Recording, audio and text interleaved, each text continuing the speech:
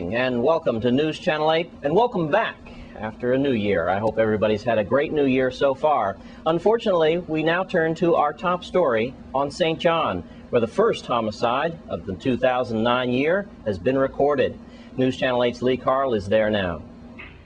There was a shooting incident that took place on St. John today at about 8 o'clock in the morning. Reports say, the first report said a homicide and that 2 or 3 suspects were being wanted as the police cordoned off the dock in St. John.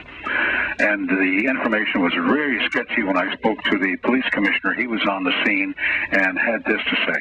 As you said, first of all, Lee, it's still an ongoing investigation. Actually, the officers, forensics, and everyone, they're still processing the scene and canvassing the area.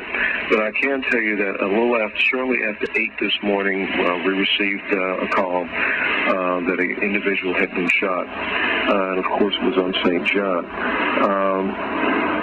But once we got to the location, it was determined. And at this time, I won't give the individual's name because I'm not sure if the next of kin has been notified. At this point, I'm just not sure, so I won't give you the individual's name.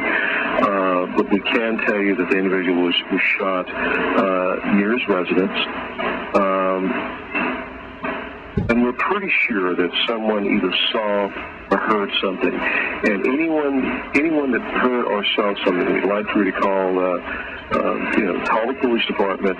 There's still a $10,000 reward out for any homicide or anyone that can lead us to the suspects or suspect, and that can lead to an arrest and a conviction. So at this time, it's still sketchy. When we can get additional information out, we will put it out to the public because we want the public to be involved in this. We just don't want to give you some misinformation, and then later we have to come back and clarify things. Well, after having spoken to the commissioner, we were able, from our own sources, to pick out some more information. And this time, his next of kin has been notified, so we pass along the information now that the person who expired from gunshot wounds, believe it or not, 9 gunshot wounds, apparently is Juan Ayala.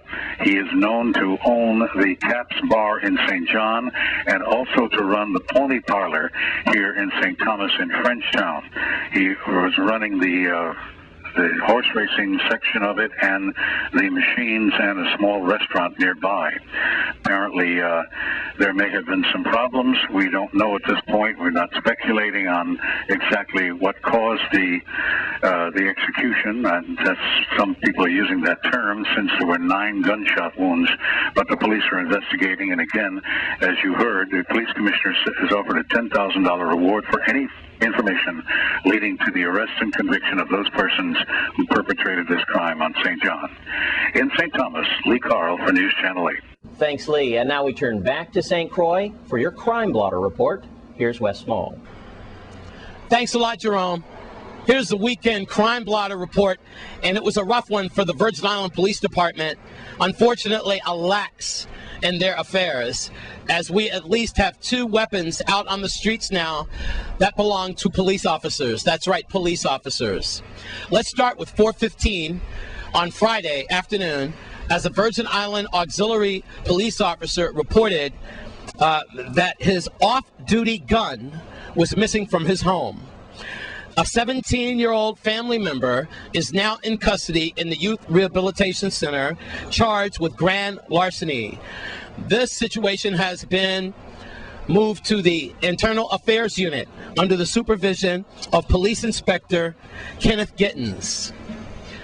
Now, let's go to Sunday morning at 6:15, as a police officer in a state whim was getting dressed and noticed that their utility belt was missing.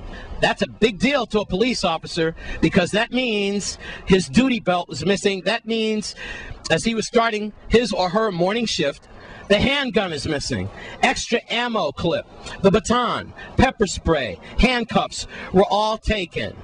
And again, this individual lives in Wim, and they discovered as they were getting dressed to go on morning patrol that all their equipment was gone and that a window was opened and unsecured unsecured window, meaning that that window could have been the entrance to that burglary. So we're looking for 2 police officers' weapons on the streets of St. Croix.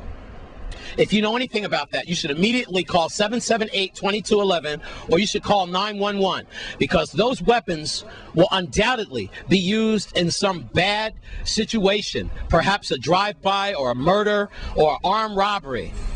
And that leads me to this story. As we move to the Princess area into Elizabeth at the Palms restaurant, we understand that right after the adult parade at around 6:45 in the evening, as the restaurant was packed full of people, a man came into the restaurant in his early 50s, something like that. These reports are unofficial, but I did talk to an eyewitness at the scene. Here's the way it went. The man staggered into a packed restaurant and bar, said, "I've just been stabbed," fell on the floor, and then people tried to help this man, obviously, and they found out that perhaps he went to get a pizza at a nearby establishment, and that's when apparently he was stabbed.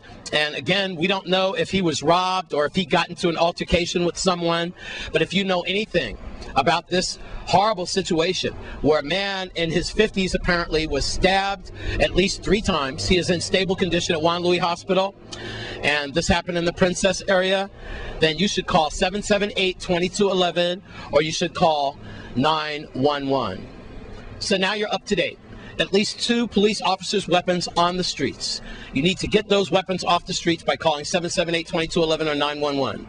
And then, unfortunately, we have a man who was stabbed at least 3 times and fell and collapsed in a restaurant in Princess.